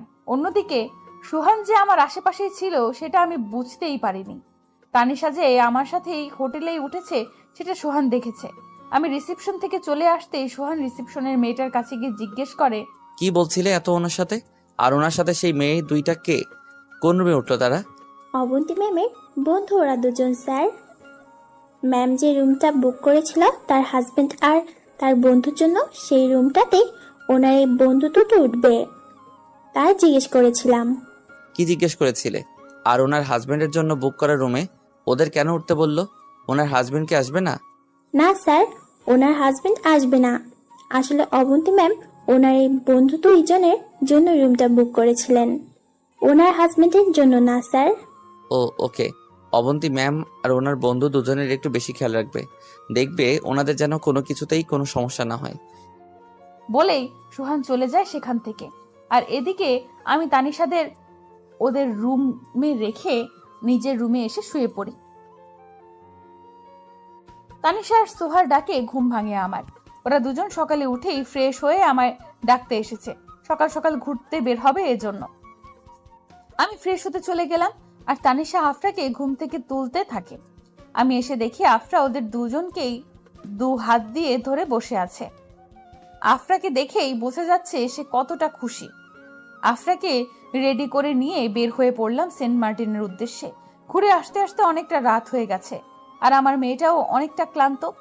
আফরা তো আসার সময় গাড়িতেই ঘুমিয়ে পড়েছে। পরের দিন আমার ঘুম থেকে উঠতে অনেকটাই দেরি হয়ে গেল আর আমার মেয়ে আমার আগেই ঘুম থেকে উঠে তানিশাদের খুঁজতে বের হয়ে গেছে রুম থেকে আমায় না বলে। আফরা জানে না তানিশারা কোন রুমে আছে, তাই সে খুঁজতে খুঁজতে রিসেপশনের সামনে চলে এসেছে। আর সোহানও রিসেপশনের দিকে আসছিল, তাই আফরার সাথে ওর দেখা হয়ে গেল। সোহান আফরার কাছে এসে বলল, কি ব্যাপার মামনি, আজ একা বের হয়েছো? মাম্মাম কোথায়? মাম্মামকে বলে বের হয়েছো নাকি না বলে? আর একা একা কেন বের হয়েছো তুমি? মাম্মাম তো ঘুমাচ্ছে, উঠেনি। আর আমি তো খালামণিকে খুঁজছি কিন্তু পাচ্ছি না কোথাও। তুমি কি জানো আমার খালামণিরা কোথায় আছে? তোমার খালামণিকে খুঁজছো তুমি? নাম কি তোমার খালামণির? বলো, আমি খুঁজে দিচ্ছি তোমায়। আমার একটা খালামণির নাম তানিশা আর একটা খালামণির নাম সোহা। তুমি জানো আমার খালামণিরা আমায় অনেক অনেকটা ভালোবাসে। আমার মাম্মামও আমায় অনেক ভালোবাসে। সবাই তাহলে তোমায় অনেক ভালোবাসে। তুমি তো একটা পুতুলের মতো, তাই তো সবাই এত এত ভালোবাসে তোমায়। মামুনি চলো আমরা ওখানে বসে কথা বলি। আর তোমার খালামণিকে খোঁজার জন্য ভাবি যে কিভাবে খুঁজে পাবো তাদের। খালামণিদের কখন খুঁজে পাবো? আমার তো মন কেমন করছে খালামণির জন্য। তাড়াতাড়ি করে খুঁজে দাও না আঙ্কেল। খুঁজে দেবো তো, আগে তোমার নাম বলো তো। তোমার নামটাই তো এখনো বললে না, তাহলে কি করে খুঁজবো তোমার খালামণিকে? আমার নাম মেহরিশ বিনতে আফরা। তোমার নাম কি? বাহ, অনেক সুন্দর তো তোমার নামটা, ঠিক তোমার মতো। তুমি যেমন কিউট, তোমার নামটাও তেমন কিউট। আমার নাম সোহান। তোমার নাম সোহান? তুমি জানো আমার বাবায়ের নামও সোহান, সোহান আহমেদ। তোমার নাম সোহান কেন রেখেছে? অন্য কিছু রাখলো না কেন? তোমার বাবার নাম সোহান আহমেদ? কি করেন তোমার বাবা? কোথায় থাকে? মাম্মাম বলেছে আমার বাবাই অনেক দূরে থাকে। আমার বাবাই আমার সাথে থাকে না, আমি দেখিনি বাবাইকে। তুমি জানো আঙ্কেল, আমি মাম্মামকে কতবার বলেছি বাবাইকে একবার আসতে বলতে, কতবার দেখতে চেয়েছি, কিন্তু মাম্মাম দেখায়নি। হঠাৎ করে ঘুম থেকে উঠে দেখি আফরা নেই। রুমে, ওয়াশরুমে, ব্যালকনিতে সব জায়গায় দেখলাম, কিন্তু আফরাকে কোথাও নেই। তানিশার রুমে দেখলাম, ওখানেও নেই। চিন্তায় পড়ে গেলাম খুব। তানিশা নিচে গিয়ে দেখতে আসতে বলল। আমি আর তানিশা তাড়াহুড়ো করে নিচে এসে দেখি আফরা সোহানের সাথে কথা বলছে। তানিশা জানতো না যে সোহানও এখানে আছে, ওকে বলার সুযোগই পাইনি আমি। আফরাকে সোহানের সাথে দেখে প্রচন্ড রাগ হলো আমার। আফরার কাছে গিয়ে আফরাকে একটা থাপ্পড় মেরে বসলাম রাগের মাথায়। আফরাকে মারছি এজন্য সোহান আফরাকে আড়াল করে নেয় যেন আর মারতে না পারি, আর বলল, ওকে মারছো কেন? ও কি এমন করেছে? তোমায় না বলে একটু বাইরেই তো এসেছে, তাতে কি হয়েছে? আমি কিছু বলার আগে তানিশা সোহানের কাছ থেকে আফরাকে এক টান দিয়ে নিজের কাছে নিয়ে আসে আর সোহানকে উদ্দেশ্য করে বলে, ও ওর মেয়েকে মেরেছে, তাতে আপনার কি? ও চাইলে আবারও মারতে পারে। ও ওর মেয়েকে কেন মারছে সেটার কৈফিয়ত আপনাকে কেন দিতে যাবে? তানিশা, তুই আমার সাথে এইভাবে কথা বলছিস? আমায় আপনি করে বলছিস তানি? সোহানকে আর কিছু বলার সুযোগ না দিয়ে এবার আমি বলি, আমার মেয়েকে মারবো, কাটবো, যা ইচ্ছে করব, তাতে বাইরের কোনো লোক এসে কথা বলুক সেটা আমি চাই না। আর আমার মেয়ে আপনার মতো একটা বেইমানের সাথে বসে কথা বলছে, এটাই ওর অপরাধ। আমি বেঈমান? আমার সাথে আফরা কথা বলেছে জন্য তুমি ওকে এইভাবে মারলে? আপনি যে বেঈমান তাতে কি আপনার কোনো সন্দেহ আছে? আপনার সন্দেহ থাকলে থাকতে পারে, কিন্তু আমাদের নেই। আরে মিস্টার সোহান, আপনাকে যেন আর আমার মেয়ের আশেপাশে না দেখি, বলে দিলাম। বলেই আফরাকে নিয়ে চলে এলাম। আফরা অনেক কাঁদছে। এর আগে ওকে কখনোই মারিনি আমি। সোহান তানিশাকে অনেকবার ডেকেছে কিন্তু তানিশা যায়নি। রুমে আসতেই তানিশা অনেক কিছু জিজ্ঞেস করে যাচ্ছে, সবটা বললাম ওকে। তারপর ঠিক করলাম যে কালই ঢাকা ফিরে যাব, আর থাকবো না এখানে। তানিশাও আমার কথায় রাজি হয়ে গেল। সারা দিন আর আমি আর আফরা বের হলাম না হোটেল থেকে। তানিশা আর সোহাও যেতে চাইছিল না। আমি জোর করে পাঠালাম ওদের ঘুরে আসতে। তানিশারা ঘুরতে যাওয়ার পর সোহান আসে তানিশাদের সাথে কথা বলতে। তানিশা, তোর সাথে আমার কথা আছে, প্লিজ চলে যাস না। তোর সাথে আমি অনেক যোগাযোগ করার চেষ্টা করেছি কিন্তু পারিনি। আজ আমার কথাগুলো একবার শোন প্লিজ। কি বলবেন আপনি?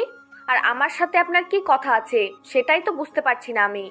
আমার আপনার সাথে কোনো কথা নেই, আর আপনার কোনো কথা শোনার ইচ্ছে বা আগ্রহ কোনোটাই আমার নেই। আপনি করে কেন কথা বলছিস? অবন্তীর মতো কি তুইও আমায় অপরিচিত ভাবছিস? তোর আমার সাথে কথা না থাকলেও আমার অনেক কথা বলার আছে। বললাম তো আপনার কোনো কথা আমি শুনতে চাই না। তাছাড়া যে মানুষ মিনিটে মিনিটে গিরগিটির মতো রং বদলায় তাদের সাথে কথা না বলাই ভালো। বলে তানিশা চলে আসতে লাগলে সোহান আটকে দেয় ওদের। অনেক রিকোয়েস্ট করে যেন ওর কথাগুলো একবার শোনে। তখন সোহা বলে, তানিশা, ও যখন এত করে রিকোয়েস্ট করছে তখন ও কি বলছে একবার শুনে নে। হয়তো ওর সাথে কথা বলে এমন কিছু জানতে পারবি যেটা আমরা কেউই জানি না, এমনকি অবন্তীও না। ওকে, কি বলবি বল তাড়াতাড়ি, সময় নেই আমাদের। অবন্তী কেমন আছে তানিশা? ওর সাথে অনেকবার কথা বলতে চেয়েছি কিন্তু ও বলেনি কথা, অপরিচিত বলে এড়িয়ে গেছে। ওর বাবা ভাই হয়তো ওকে অনেক বড় ঘরে বিয়ে দিয়েছে, তাই না? কেন, তুই কি ভেবেছিলি যে তুই ওকে ঠকানোর পর ও খারাপ থাকবে, নাকি ভেবেছিলি যে ও মরেই যাবে? কোনটা ভেবেছিলি তুই? আর বিয়ে বিয়ে দিয়েছে তো, অনেক বড় ঘরে ওকে বিয়ে দিয়েছে, অনেক সুখেও আছে অবন্তী। না না, আমি কেন ভাববো যে ও মরে যাবে আর ও খারাপ থাকুক? এটাও আমি কখনো চাইতে পারি না। আমি সবসময় চাই যেন অবন্তী ভালো থাকে। তুই যে কতটা চাস অবন্তী ভালো থাকুক, ভালো থাকুক সেটা আমি দেখতে পেয়েছি। তুই যদি সত্যি ওর ভালো চাইতি তাহলে 6 বছর আগে ওকে এইভাবে ঠকাতে পারতি না, আর এতদিন পর আবার ওর সামনে এসে আবার ওকে কষ্ট দিতে পারতি না। 6 বছর আগে যা হয়েছিল সেটা অবন্তীর ভালোর জন্যই হয়েছিল, আর আমি এতদিন পর ইচ্ছে করে ওর সামনে আসিনি। ওর সাথে দেখাটা হঠাৎ করেই হয়ে গিয়েছিল। তুই আমায় একটা সত্যি কথা বলবি? আমার খুব জানতে ইচ্ছে করছে, কথাটা বলবি? সত্যি কথাই বলবি প্লিজ। আজ আর কোনো মিথ্যে কথা বলিস না। আমি প্রমিস করছি আমি অবন্তীকে কিচ্ছু বলবো না, কারণ আমি চাই না অবন্তী আবার নতুন করে কোনো কষ্ট পাক।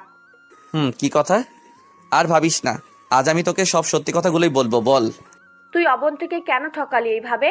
অবন্তী কি ভুল করেছিল যে তুই ওকে এত বড় শাস্তি দিলি? আমি যতদূর জানি সেদিন অবন্তীর কোনো ভুল ছিল না, তারপরও তুই ওকে এত কষ্ট দিলি কেন বল? ও তো তোকে ভালোবাসতো, আর তোকে ভালোবেসে তোর সাথে সারা জীবন থাকতে চেয়েছিল, তাহলে কেন এমন করলি মেয়েটার সাথে? আমি ওকে সেদিন কষ্ট দিতে চাইনি, আমি ঠকাইনি ওকে। আমি কিভাবে ঠকাবো ওকে বল? আমি নিজেও তো ওকে খুব ভালোবাসি, আমি আমার থেকেও বেশি ওকে ভালোবাসি। ঠকাতে চাইনি ওকে আমি। চুপ কর, তোর মুখে আর অবন্তীকে ভালোবাসার কথা মানায় না। তুই যে ওকে কতটা ভালোবাসতি সেটা আমার জানা হয়ে গেছে, আর তুই যদি ওকে সত্যিই ভালোবাসতি তাহলে পারতি না সেদিন ওর বাবা মার সামনে ওকে অস্বীকার করতে।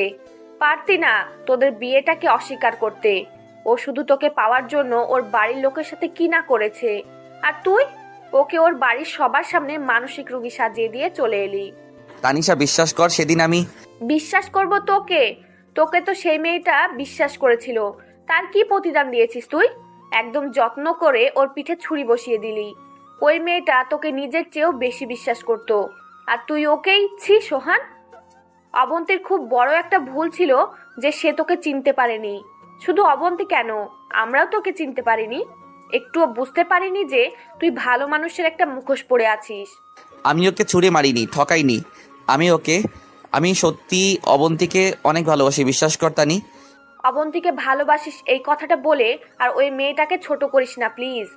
তুই সত্যি সত্যি ওকে ভালোবাসলে সেদিন ওকে ওই অবস্থাতে ওকে ছেড়ে যেতে পারতি না। তুই ওকে ওর বাবা মার সামনে ছোট করার পরও মেয়েটা তোর কাছে ছুটে গিয়েছিল তোকে কিছু বলার জন্য। মেয়েটা ভেবেছিল কথাটা শোনার পর হয়তো তুই ওকে আবার তোর বুকে টেনে নিবি, কিন্তু না, তখনও তুই ওর ধারণাকে ভুল প্রমাণ করে দিলি।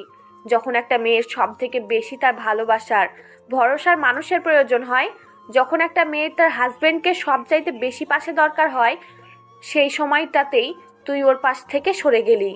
তোর মনে আছে সোহান, অবন্তী যখন তোর অফিসে গিয়েছিল সেদিন ও তোকে জড়িয়ে ধরতে গিয়েছিল। তুই জানিস সেদিন ও তোকে কি বলতে চেয়েছিল? কি বলতে চেয়েছিল?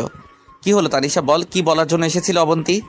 সেদিন অবন্তী তোকে এইটা বলার জন্য ছুটে গিয়েছিল যে অবন্তী প্রেগনেন্ট, অবন্তী তোর বাচ্চার মা হতে যাচ্ছে। তোকে এই কথাটা জানাবে বলেই তোর কাছে পাগলের মতো ছুটে গিয়েছিল সেদিন। তোর কাছে গিয়ে যখন ও কথাটা বলতে গিয়েছিল তখন তুই ওকে ধাক্কা মেরে ফেলে দিয়েছিলি সোহান। সেদিন যদি ও আর একটু বেশি ব্যথা পেত তাহলে ওর আর ওর বাচ্চার দুজনেরই ক্ষতি হতে পারত। সেদিন অবন্তীর সব থেকে বেশি তোকে প্রয়োজন ছিল সোহান, কিন্তু তুই থাকিসনি। ঈশার কাছে কথাগুলো শোনার পর সোহান আর নিজেকে সামলাতে পারেনি। ওখানে বসেই চিৎকার করে কেঁদে ওঠে সোহান, আর কেঁদে কেঁদে বলতে থাকে, আমি এত বড় ভুল কিভাবে করতে পারলাম? অবন্তী আমার বাচ্চার মা হতে চলেছিল আর আমি ওকে ছেড়ে চলে আসলাম। এতটা স্বার্থপর কি করে হলাম আমি? ও আমায় এতটা ভালোবাসলো আর আমি ওকে শুধু কষ্টই দিয়ে গেলাম। কি করে পারলাম আমি ওর সাথে এমনটা করতে? এইটুকু বলেই আবার কাঁদতে থাকে সোহান। এখন কেন কাঁদছিস তুই? তুই জানিস তুই যেদিন অবন্তীকে অস্বীকার করে চলে এসেছিলি সেদিন অবন্তীও এইভাবে কেঁদেছিল। তোর জন্য কতটা কষ্ট পেয়েছে কোনো ধারণা আছে তোর? অবন্তীর বাড়ির লোক ওর বিয়ে ঠিক করে দিয়েছিল, কিন্তু অবন্তী শুধু তোকে ভালোবাসে, আর তোর দেওয়া একমাত্র উপহার তোর বাচ্চাকে এই পৃথিবীতে আনার জন্য অবন্তী ওর বিয়ের দিন ওর বাড়ি ছেড়ে বাবা মাকে ছেড়ে চলে এসেছিল শুধুমাত্র তোর জন্য। এতক্ষণ সোহা চুপ করেছিল, কিন্তু এখন আর চুপ না থেকে বলল, অবন্তী যে শুধু বাড়ি ছেড়ে না, বাবা মাকে ছেড়ে চলে এসেছিল তাই না? অবন্তী যে দেশে ছোট থেকে বড় হয়েছে সে দেশ ছেড়েও পাড়ি জমিয়েছিল লন্ডন। আর একটা মেয়ে একা অন্য দেশে গিয়ে চাকরি করা, পড়াশোনা চালানো আর সন্তানকে জন্ম দেওয়া, সেই সন্তানকে একা একা বড় করা একা একটা মেয়ের পক্ষে কতটা কঠিন সেটা কি আপনি বুঝতে পারছেন? অবন্তী যে লন্ডন যাওয়ার পর প্রথম কয়েকটা মাস কতটা কষ্ট করেছে সেটা শুধুমাত্র আমি জানি। আমি দেখেছি, এমন কোনো একটা রাত যায়নি যে অবন্তী আপনার জন্য চোখের পানি ফেলেনি। প্রত্যেকটা মেয়ে চায় তার বাচ্চা হওয়ার সময় তার হাজবেন্ড, ভালোবাসার মানুষটা তার পাশে থাকুক, তার হাতটা ধরে রাখুক শক্ত করে। অবন্তী যে দিন তার বাচ্চাটা জন্ম দিয়েছিল অবন্তীও চেয়েছিল তার ভালোবাসার মানুষটাকে পাশে, কিন্তু পায়নি। আফরা হওয়ার পর অবন্তী অন্যরকম একটা শক্তি পেয়েছে, কারণ ও জানে তোর মতো ওর মেয়ে কখনো ওকে ছেড়ে যাবে না, ওর সাথে বেইমানি করবে না। অবন্তী বুঝিয়ে দিয়েছে যে কেউ পাশে না থাকলেও ভালোভাবে বাঁচা যায়। অবন্তী তোকে ছাড়াই ওর মেয়েকে এত বড় করেছে, আর ও তোকে ছাড়াই বাকি জীবনটা মেয়েকে নিয়ে কাটিয়ে দেবে ভালোভাবে। তোর কাছে একটা রিকোয়েস্ট, তুই আর অবন্তীর জীবনে আসার চেষ্টা করিস না। অবন্তী নিজের জীবনটা ওর মতো করে মেয়েকে নিয়ে গুছিয়ে নিয়েছে, ওর জীবনটা আর এলোমেলো করে দিস না, ওকে ওর মতো ভালো থাকতে দে, ভালো থাকিস। বলেই তানিশা আর সোহা চলে এলো হোটেলে, আর ঘুরোঘুরি না করে। ওদের দুজনকে এত তাড়াতাড়ি চলে আসতে দেখে একটু অবাক হলাম। জিজ্ঞেস করলাম, এত তাড়াতাড়ি চলে এলো কেন?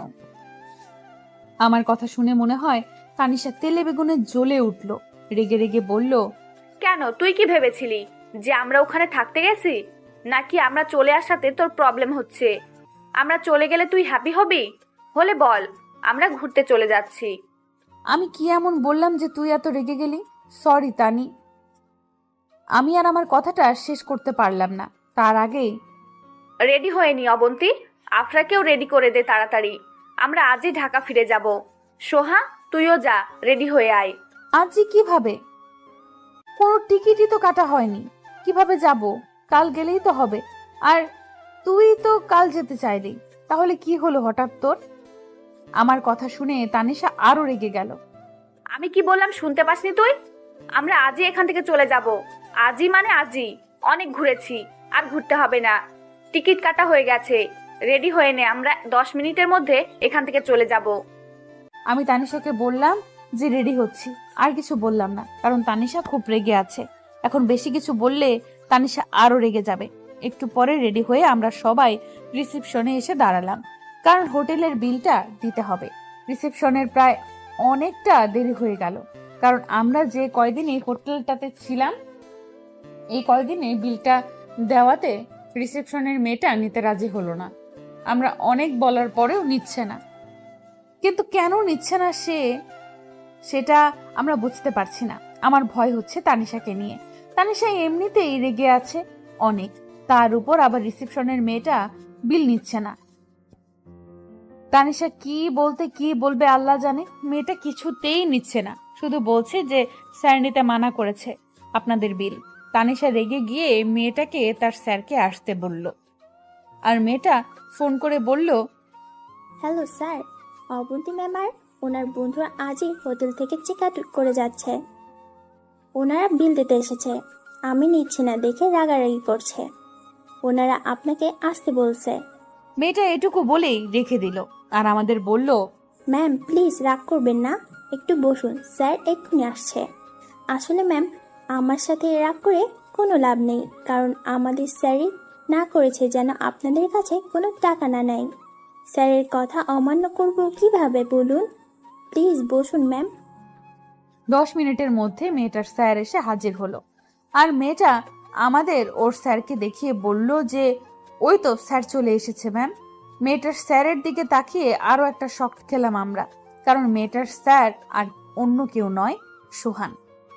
সোহানকে দেখে মনে হচ্ছে কোথাও থেকে দৌড়ে এলো, আর মনে হচ্ছে অনেকক্ষণ ধরে কেঁদেছে। চোখগুলো লাল হয়ে গেছে আর ফুলেও গেছে।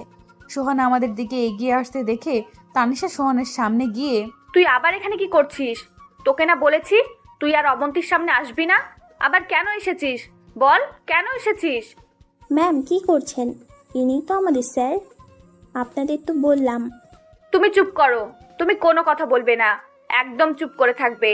ও তোমাদের স্যার নাকি সেটা আমার জানার দরকার নেই।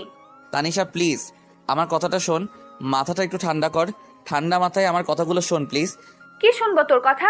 তোর আর কোনো কথা আমি শুনতে চাই না। আর তুই এদের স্যার কেমনে হলি?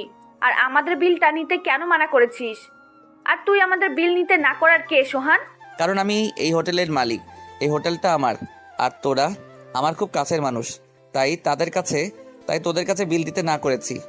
সোহান এই হোটেলের মালিক এটা জানার পর তানিশা আরো রেগে গেল, আর আমায় উদ্দেশ্য করে বলল, অবন্তী, তুই কি জানতি না এটা সোহানের হোটেল? তুই সোহানের হোটেলেই কেন উঠেছিস?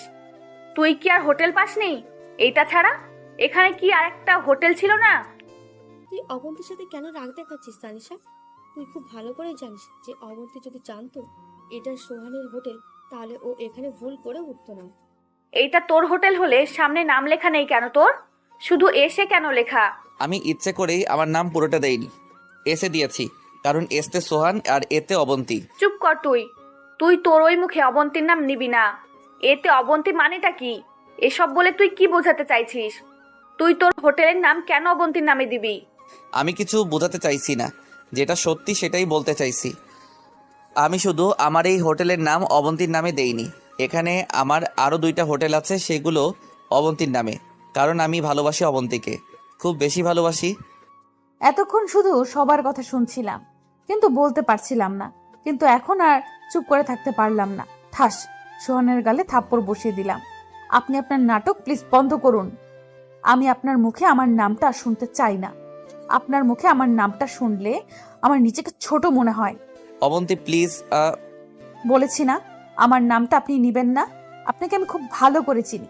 আপনি একটা বেঈমান, আর বেঈমানের মুখে আমার নামটা শোভা পায় না। আপনি ভালোবাসার কথা বলে একটা মেয়েকে শেষ করে দিয়েছেন। আমি বেইমান না, আমি ইচ্ছে করে সেদিন কিছু করিনি অবন্তী। বাধ্য হয়েছিলাম সেদিন তোমার সাথে ওইরকম করতে। বিশ্বাস করো, আমি ইচ্ছে করে কিছু করিনি। আমি সেসব করতে চাইনি। বিশ্বাস করো, আমি সত্যি তোমায় অনেক ভালোবাসি। সেদিনও বাসতাম আর এখনো ভালোবাসি। আবার থাপ্পড় মেরে কথা বলে ছেড়েই দিন, কারণ আপনি শুধু ভালোবাসার নামে মেয়েদের সাথে নাটক করতে পারেন। আপনার মতো একটা বেঈমান কখনো কাউকে ভালোবাসতে পারে না। আর আপনি বলছেন বিশ্বাস করার কথা। আপনি আদৌ বিশ্বাস করার যোগ্য তো? রেগে চিৎকার করে কথাগুলো বললাম। এইভাবে চিৎকার চেঁচামেচিতে হোটেলের অনেক লোক এসে জমা হয়ে গেছে। ঠিক বলেছ, আমি বিশ্বাস করার যোগ্য নয়, আমাকে বিশ্বাস করা যায় না। আমি একটা বেঈমান। তুমি বিশ্বাস করো আর না করো, এটা সত্যি যে আমি তোমাকে ভালোবাসি, আর সেদিন আমি সবটা আমার ইচ্ছাতে করিনি। আপনি ভালোবাসেন আমায়? সত্যি ভালোবাসেন? কতটা ভালোবাসেন সেটা তো আজ থেকে 6 বছর আগেই দেখিয়ে দিয়েছিলেন।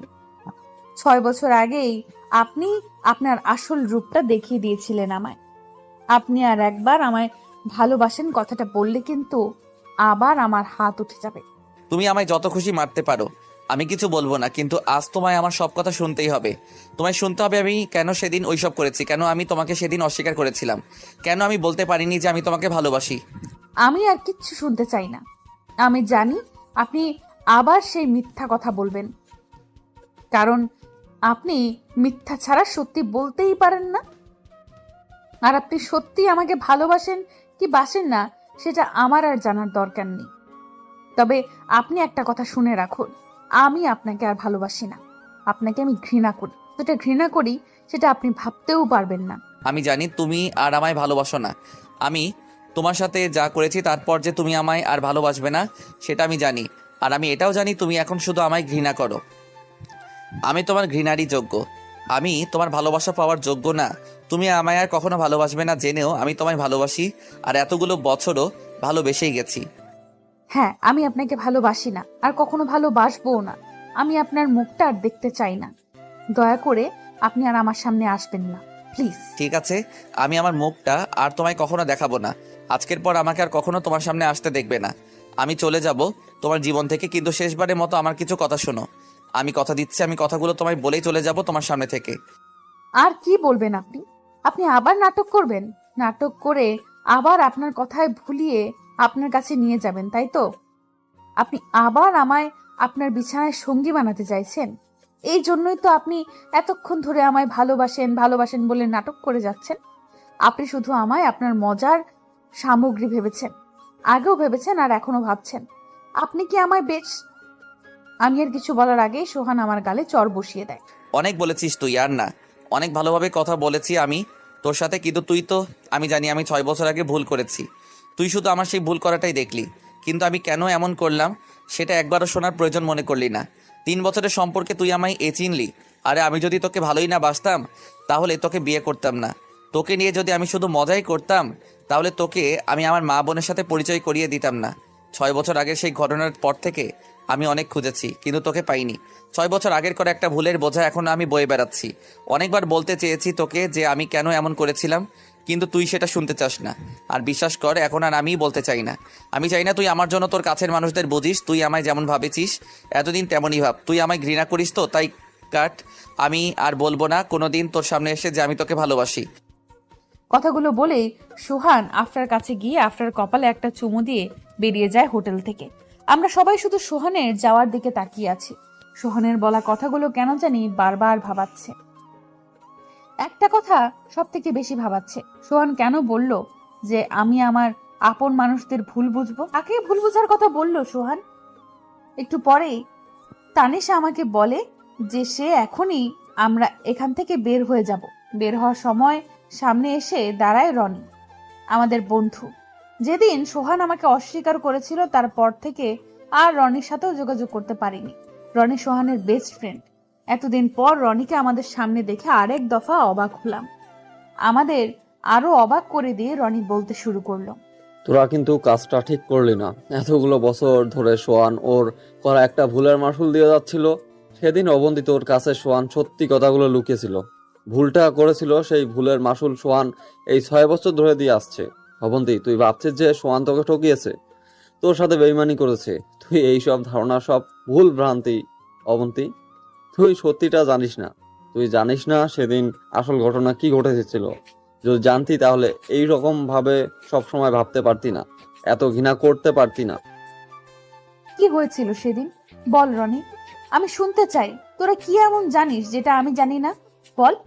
আমি জানি কথাগুলো শোনার পর কষ্ট পাবি অনেক, তবুও আমাকে আজকে বলতেই হবে, কারণ আমি সোহানের এই কষ্টটা আর সহ্য করতে পারতেছি না। শোন অবন্তী, সেদিন সোহান যা করেছে সেটা সোহান তার নিজের ইচ্ছাতে করেনি। সেদিন সোহান তোর সাথে কোনো বেইমানি করেনি। তোর সাথে যদি কেউ বেইমানি করে থাকে তাহলে সেটা করেছে তোর বাবা আর ভাই অবন্তী। কারণ সেদিন সোহান যা যা করেছে, তাকে করতে বলা হয়েছিল, তার কোনোটাই সোহানের কথা ছিল না। সে সব কথা ছিল তোর বাবা আর ভাইয়ের। কারণ সেদিন তোর বাবা আর তোর ভাই সোহানকে বাধ্য করেছিল সে কথাগুলো বলতে। তোর বাবা আর ভাই সেদিন সোহানের কথা তোর কাছে জেনেছিল। সেদিন খুশি মনে সোহানের ঠিকানা দিয়েছিলি, কিন্তু তোর ভাই যখন জানতে পারে সোহানের অবস্থা তাদের মতো না, তখন সমস্যাটা শুরু হয়। তুই জানিস সোহান সেদিন তোর বাসায় গিয়েছিল, সেদিন ঠিক কি হয়েছিল? তোর ভাই আর বাবা কি করেছিল জানিস? কি করেছিল বল, সেটাই তো শুনতে চাইছি, বল। সেদিন অবন্তীর ভাই আর বাবা মিলে সোহানের বোন শিলাকে তুলে নিয়ে গেছিল। শিলাকে তুলে নিয়ে গিয়ে সোহানকে বাধ্য করা হয়েছিল সেদিন সোহান তার একমাত্র বোনের জন্য কোনো ক্ষতি না হয় সেজন্য সেদিন তাকে তার বাবা মার সামনে অস্বীকার করেছিল অবন্তী। কিন্তু সোহানের কি কপাল দেখো, যে বোনের ক্ষতি হবে ভেবে সেদিন সোহান তার ভালোবাসার মানুষটাকে অস্বীকার করলো। ভালোবাসার মানুষটাকে সারা জীবনের জন্য হারিয়ে ফেললো, পর তার বোনের ক্ষতি হওয়াটা আটকাতে পারেনি। সেদিন তোর ভাই শুধু শিলাকে ভুলে গিয়েছিল, তাই না? সেদিন রাতে তোর ভাই নেশার ঘরে শিলাকে রেপ করেছিল অবন্তী। সেদিন পর সোহান ওর বোন মাকে নিয়ে এখানে চলে আসে আর ওর বোনকে একটা নতুন জীবন দিতে। তোর ভাই সোহানের বোন এত বড় ক্ষতি করার পরও কিন্তু সোহান তোকে কোনো দোষ দেয়নি। তোর ভাইয়ের জন্য শিলার জীবনটা নষ্ট হয়ে গেছে জানার পরও সোহান তোকে ভালোবাসে অবন্তী। এখনো সোহান তোকে পাগলের মতো ভালোবাসে। আমি তোর কাছে হাত জোর করতেছি অবন্তী, সোহানকে আর কষ্ট দিস না। ও এতগুলো দিন অনেক কষ্ট পেয়েছে, আর দিবি না প্লিজ। কথাগুলো শোনার পর মনে হচ্ছে আমি একটা পাথর হয়ে গেছি, কোনো কথা বলতে পারছি না। যে কাজটা সোহান করেইনি সেটার জন্য সোহানকে আমি এতটা কষ্ট দিলাম। আমার ভাইয়া এতটা খারাপ আমি ভাবতেই পারছি না। ছি। এর মধ্যেই তানিশা বলল, কি রে অবন্তী, কি হলো তোর? কিছু বলছিস না কেন? আমি তো ভাবতেই পারছি না ভাইয়া আর আঙ্কেল এসব করেছে, আর আমরা সোহানকে। সোহান কোথায় রনি? আমি সোহানের সাথে কথা বলতে চাই। আমি ওর কাছে যাব এখনই। প্লিজ আমায় নিয়ে চল ওর কাছে, প্লিজ রনি। তানিশা বল না রনিকে আমাকে সোহানের কাছে নিয়ে যেতে।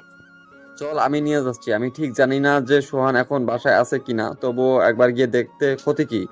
চল তাড়াতাড়ি। একটু পরেই পৌঁছে গেলাম সোহানের বাসায়।